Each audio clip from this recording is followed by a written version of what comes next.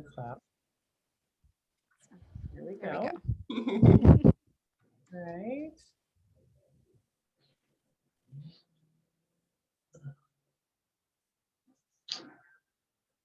All right. Okay. Thank you so much, Patty and St. Mary's, and thank you, Cecilia, for joining us. My name is Jolissa Hebard. I am the Director of Outreach for NAMI Long Beach. NAMI is a nonprofit here in the Long Beach area, and today we're going to talk a little bit about what NAMI is and what we do, as well as some anxiety and depression warning signs and some resources. So what is NAMI? NAMI is the National Alliance on Mental Illness. We are the largest grassroots organization started by the family members and caregivers of those with serious mental illnesses. So we started in the late 70s when all the laws changed regarding hospitalization, and have grown over the last 30, 40 something years to be a national organization where we have over 800 affiliates across the country. In the Los Angeles area alone, there are 12 or 13 different chapters, so you are covered wherever you go. Our mission is mental health recovery and resiliency. We are dedicated to improving the lives of individuals affected by mental illness and their families by providing mental health education, support, and advocacy. As I mentioned, we are across the country, we are across the county, we are across the state. For our affiliate in NAMI Long Beach, we understand that Los Angeles is a commuter city, a commuter community. And so all of these surrounding cities are places that we have served and helped those community members. So no matter where you live or work, you are welcome to attend our classes or support groups. And we understand that every person's journey to recovery is different. So you can see here some of the surrounding cities that we serve. Our mission is really education, support, advocacy, and awareness. When we talk about education, we educate people who have mental illness. We educate their families, their caregivers, and the community at large in order to improve resources, services, and knowledge by reducing misinformation. So we have our NAMI core classes. We also have specific new material that we've developed on our own, such as an intro to CBT and our capsule classes. We have online classes through our national parent organization. Basics on Demand is a parent class for those with younger children. And then we also do a monthly speaker series at our general meeting with different topics that relate to the community. We've had the Long Beach Trauma Resource Center come and talk to us. We've had Disability Rights California come and talk to us. We try to get topics that are impactful and meaningful for our community. And then we also do mental health trainings, mental health first aid, and the QPR question, persuade, refer. We also offer support. We support people with mental illness and their families by helping them find coping mechanisms for their daily struggles. And we use mental health support groups, we use classes, we use all of that stuff for support. So we have many different options for family members, for those peers that have a mental health condition. And we also even have an option for both. We are very big on awareness and ending stigma. We like to promote communities, conversations about mental health and mental wellness. We outreach like this to community-based organizations and health organizations. We can come and talk to businesses. We go into schools. We work with law enforcement. Basically, any avenue that we can get this information out there, we are open and willing to explore and talk about. Our advocacy, we also work with policymakers, with legislators, with government to improve the laws and policies surrounding mental health and mental health supports. We try to fight stigma. We try to make sure that our voices are heard. So if you're interested in advocacy or getting involved with legislature, feel free to get a hold of us and we will help you along that path. So how much does all of this cost? There's so much, right? The great thing is that there is no cost to the community. All of NAMI Long Beach programs services and classes are free of charge to the public. We are funded by donations, by grants, as well as by the Prop 63 Mental Health Services Act. And we also do a lot of fundraising. We are going to be involved in Long Beach Gives this year, which is a really big program across the whole community here in Long Beach for nonprofit donations. So look for more information on that coming soon. That's going to be in September. And if you're at home and you need help, we have a national helpline that you can contact. It is on the East Coast, so the hours here in California are from 7 to 3 p.m. There is a warm line out of NAMI Orange County, and then we have a code word with the crisis text line. So you can always text NAMI to 741-741 if you need support immediately.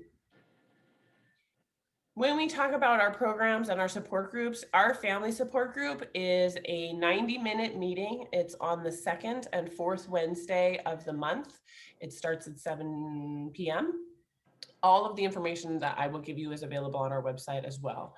The family support group is an excellent resource for those caregivers, parents, siblings that care for and love someone with a mental health challenge. It provides you opportunities to share what you're going through. It provides resources and just the wisdom of the other members who have been attending for many, many years. NAMI Connection is the other side of that for the peer. So we have 2 support groups happening weekly for peers on Monday nights and Thursday nights via Zoom.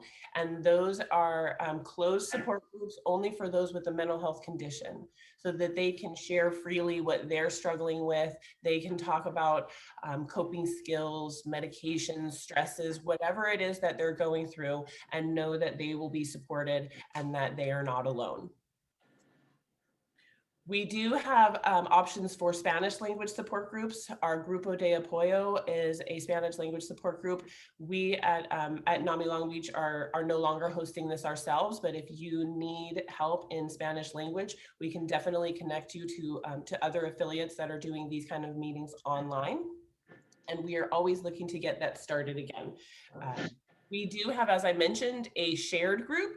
So our faith-based support group is an open meeting for family members, for peers, for caregivers, for really anyone who wants to talk about their journey with mental illness as well as their spiritual journey. It is a non-denominational support group focused mostly on your spiritual path and your walk along your mental health recovery. Our education classes, we have our family to family or familia of familia class. That is an 8-week class for family members. It goes over communication, it talks about coping skills, it goes into brain chemistry, medication. It really gives an in-depth understanding of kind of where mental illness comes from, how to best support your loved one, and how to take time to care for yourself, because it's very important as caregivers that we make sure that we're okay as well. As I mentioned, the Basics on Demand is that's for younger parents, and that is done all online.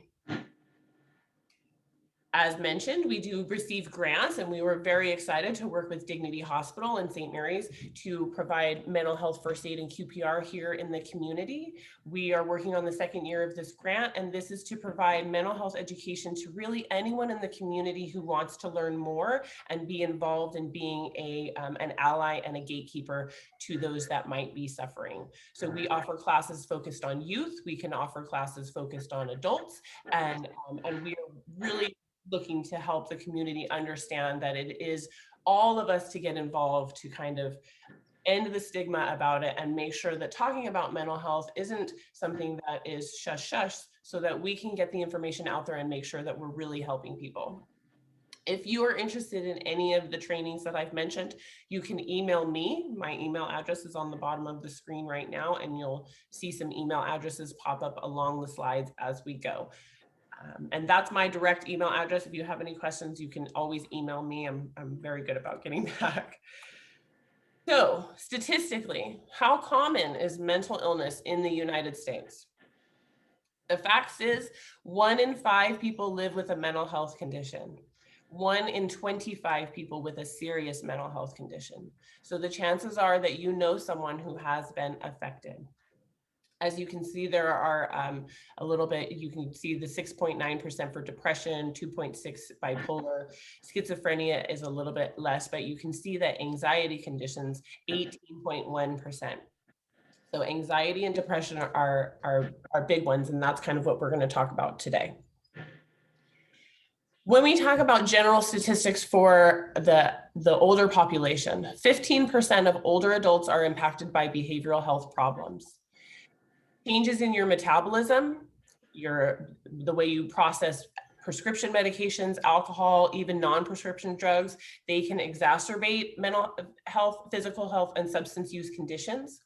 Sometimes the losses that are experienced frequently in older age can trigger emotional responses. So, the loss of a loved one, the loss of family, the loss of your job, the loss of where you live. These are all things that are hugely important and can really affect the way that you process your emotions, the way that you think about stuff. So that's a huge thing to watch out for. Additionally, 4.8% of older adults are living with a serious mental illness. The reason that these numbers are a little bit scary is that older adults are less likely to seek treatment compared to younger people. People that are age 65 and older account for 17.9% of suicide deaths. So when we talk about the prevalence of suicide, it is 1 in 25. However, the reason is because younger people attempt suicide more often. Older people will complete suicide more often. So you have younger people attempting and completing suicide at maybe 1 out of 100 or 1 out of 200 times. Older adults will complete suicide 1 out of 4 times.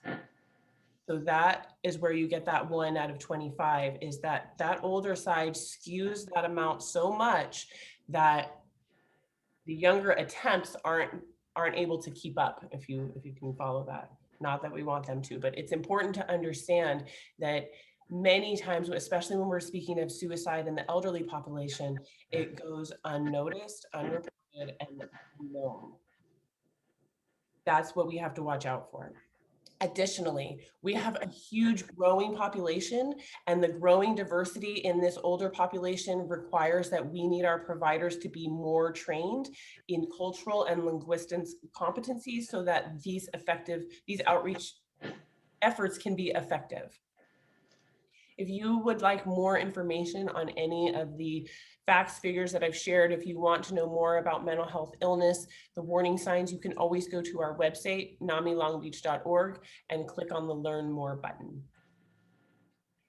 There are other unique factors to consider when we talk about working with the mature adult population.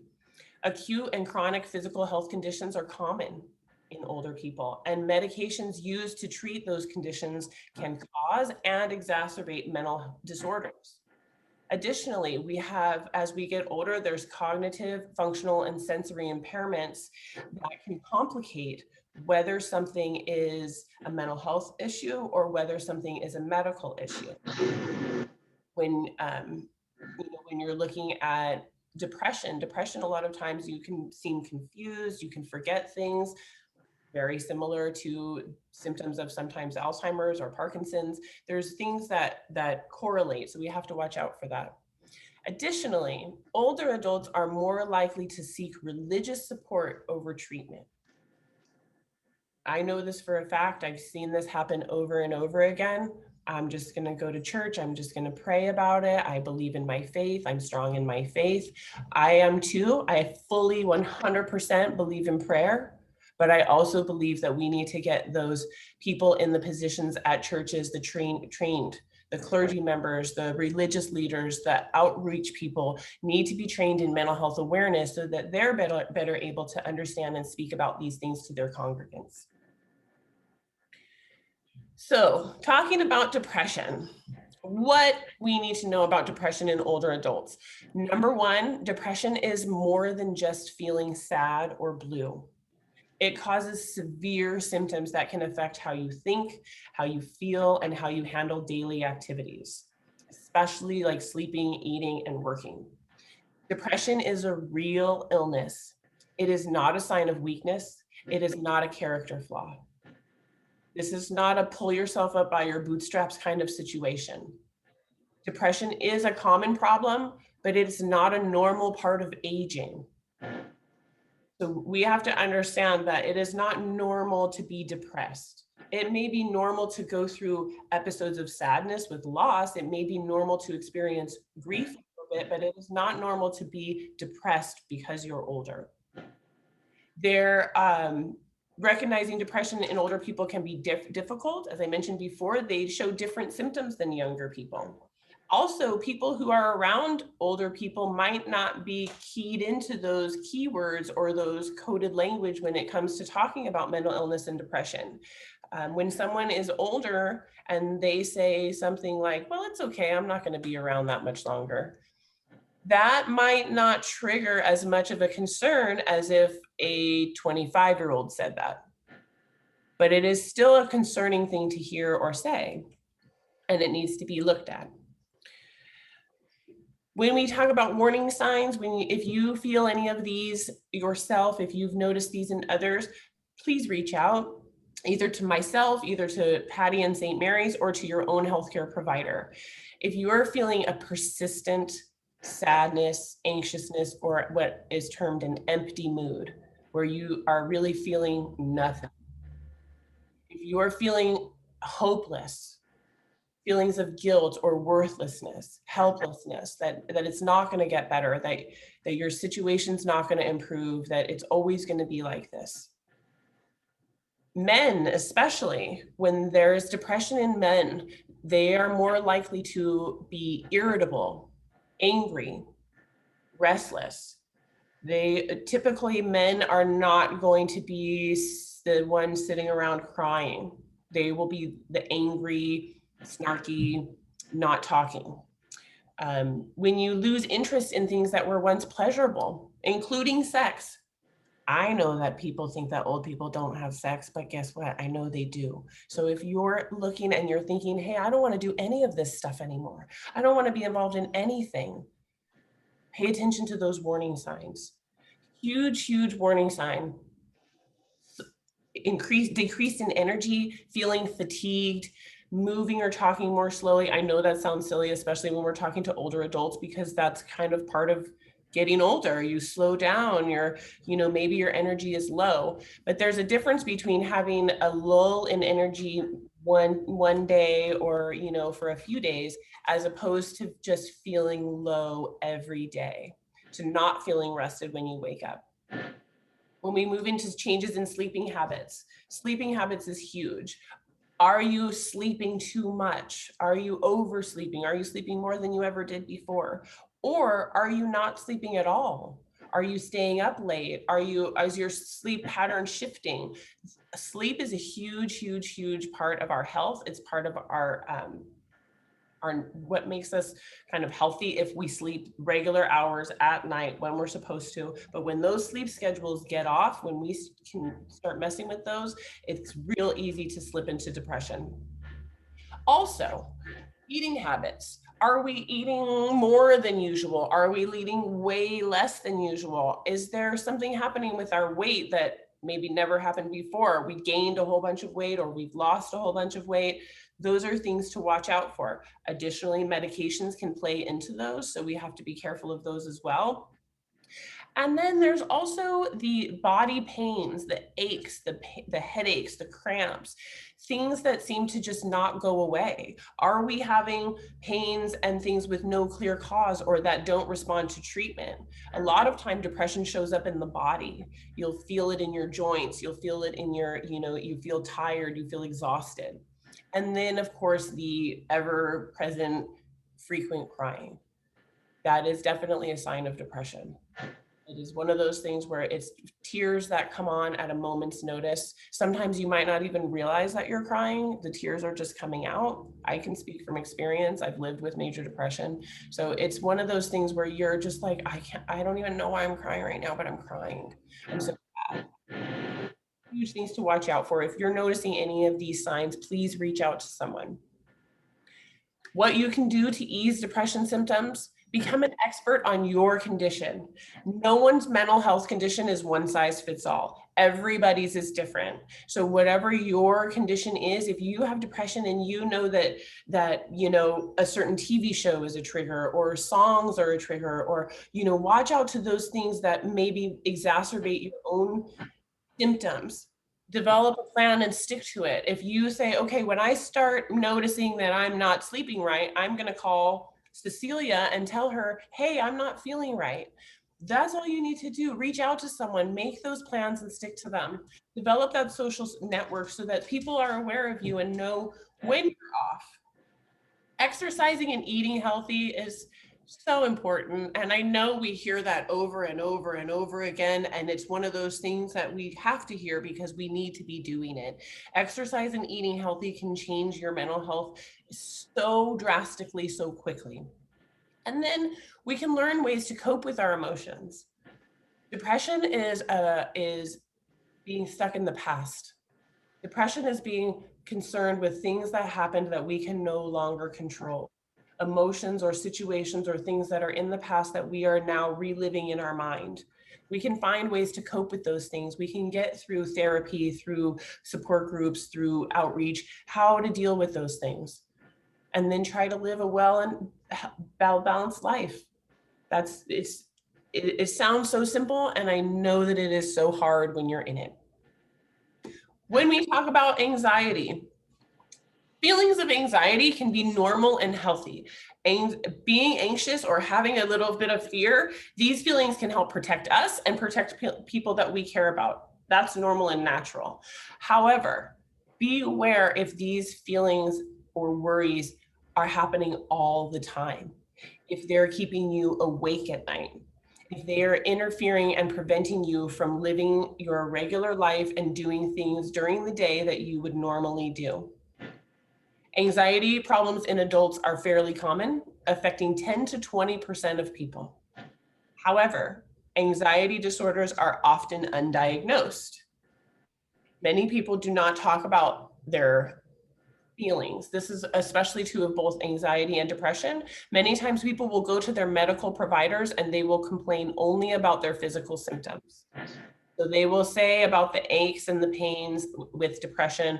They will talk about the headaches. They will talk about the heart racing and the stomach aches of anxiety, but they don't mention the rest of the thoughts that go with it. So while anxiety is found more often than depression and cognitive disorders than adults, it's one of those things where we are definitely missing some because we are not able to get them all if we don't know all of the symptoms and signs at once. Warning signs of an anxiety problem: irrational and excessive fear or worry. Like I mentioned, are you staying up at night? Is it keeping you from doing things? Are you checking and rechecking for safety, even though you might know on one level, I'm okay, there's something driving you, I'm not okay, I'm not okay. Are you avoiding routine situations or avoiding social situations? Avoidance is a huge part of anxiety. When we talk about those physical symptoms, the racing heart, the shallow breath, trembling, nausea, and sweating. Anxiety is being worried about the future. Anxiety is being worried about things that are coming that we can't control. So it's one of those things that if we can understand, these are the way that anxiety and depression work. Depression is about the past, anxiety is about the future. But what we can do is try to live right now in the moment, try to understand that we cannot control the future and we can't do anything about the past. If you notice any of these signs, if you see these in yourself, please reach out, talk to your healthcare provider, contact NAMI, contact St. Mary's. We definitely want to help you. The funny thing, so if you don't notice, what you can do to ease anxiety problems and what you can do to ease depression problems are exactly the same. Become an expert on your condition. What are the things that bring out the anxiety in you? What are those fears? How can you work with your therapist, with your healthcare providers to determine how to get past those? Cognitive behavioral therapy is a great option for anxiety. Developing and managing a plan for your symptoms, just like with depression. How are you going to handle that? I'll talk a little bit more about a DIY anxiety kit in a second, but there's ways that you can kind of calm yourself down without going into a full-blown panic attack, or without having the need to actually get maybe medical personnel involved every time. Develop that social network, learn ways to cope with stress. Stress is a huge issue for everyone in this country, and there's a lot of education out there on how to reduce it. And that well-balanced, healthy life, eating well, getting exercise, sleeping when you're supposed to, it's all of those things that help us to live the best life that we can. So, I don't know if you've heard of the 5-4-3-2-1 technique for anxiety.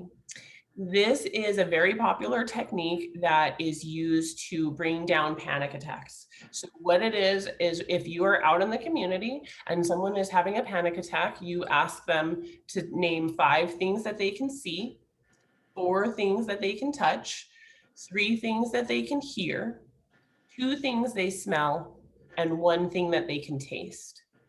However, if you are alone and you are starting to experience anxiety, there might not be anybody there to take you through this exercise. So I have seen this done, and I think it's excellent, is to create your own kit. So I have made a DIY exercise kit. I think I probably need to turn that off because it doesn't look right. So in my kit, I have a makeup bag that has a really textured fabric that I can feel.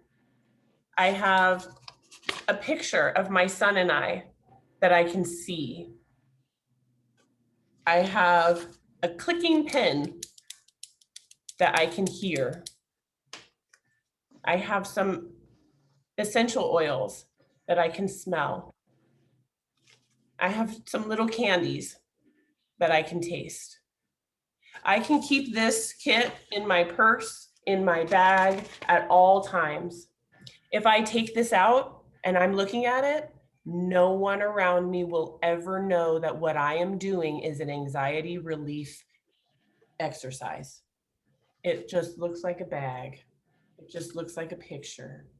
But in my own mind, I can calm myself down. I can take myself from a hot moment to a cool moment just by taking out my bag and going through the contents. Maybe 2 or 3 times if I have to. But this is something that is so simple and easy to put together that you can keep with you at all times, that does not have to be stigmatizing. Mental health recovery does not have to be stigmatizing at all. And we'll go through a few more resources right now. So I mentioned earlier that you can text NAMI to the crisis text line. The crisis text line is 741-741. It's just those numbers. You just dial 741-741 on your text, and you can text in. A crisis does not just mean that you are thinking about ending your own life. It is any painful emotion or any time that you need support. So you can text in for anything. You can also text in for a friend. If you're worried about a friend and you're concerned and you would like help or resources, you can text the crisis text line. If you would like more information on their program, on what they do, you can visit their website at crisistextline.org. And it kind of explains the whole program and how it works, that you are talking to live people when you get onto the text line. There are clinicians that are helping. It is a really great resource. It is available 24 hours a day, 7 days a week, and it is completely confidential. The National Resource for Engaging Older Adults. So this is a national effort to increase social engagement of older adults, people with disabilities, and their caregivers. So this is a great resource to find ways to get connected, to find ways to reach out so that we can build those social networks, so that we can connect with others.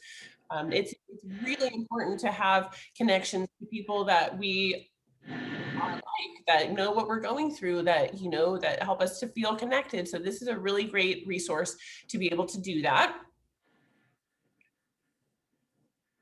There are all kinds of mental health apps available now. The What's Up app is a mental health app, and it provides help coping with depression, anxiety, stress. It includes grounding techniques, breathing techniques, ways to track your negative thoughts and habits, and also has a forum so that you can connect to others. So there really is so many ways. That's the most exciting thing about the time we live in right now, is that there are so many ways to be connected, that you do not ever have to feel like you are alone or that there's no way to get help.